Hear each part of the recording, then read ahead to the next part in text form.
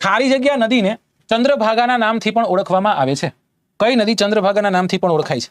એવો પ્રશ્ન. ગંગા, બ્રહ્મપુત્રા, રાવી કે પછી ચિનાબ? નાનકડી એવી હિન્ટ જોતી હોય તો હિન્ટ આપું. હિમાચલ પ્રદેશમાંથી આ નદીનું ઉદ્ગમ છે. હિમાચલ પ્રદેશમાંથી આ નદીનું ઉદ્ગમ છે. હિમાચલ પ્રદેશમાં કુલ્લુની પહાડીઓ આવેલી છે. બરાબર. અને એક પાસ આવેલો છે, એનું નામ છે રોહતાંગ પાસ. અહીંયાથી બે ઝરણાઓ નીકળે છે. એક છે ચંદ્ર અને એક છે ભાગા. અને આ ચંદ્ર અને ભાગા બે ક્યાં મળે? હિમાચલ પ્રદેશના તાંડી પાસે મળે. પછી એને શું નામ? તો કે આ ચંદ્રભાગાનું નામ ચિનાબ થઈ જાય. શું નામ થઈ જાય? ચિનાબ થઈ જાય. ભારતની ચંદ્રભાગા એક બે જોવા જેવી છે. એક ચંદ્રભાગા અમદાવાદમાં છે. એક ચંદ્રભાગા ઓરિસ્સામાં છે.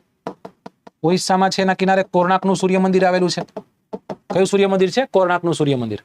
રાઈટ. તો અહીંયા સાચો જવાબ શું બને? સાચો જવાબ ચિનાબ બને. શું બનશે? ચિનાબ. હા, અસ્કિની.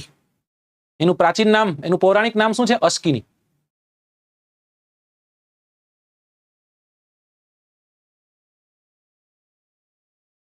ડન. ચલો.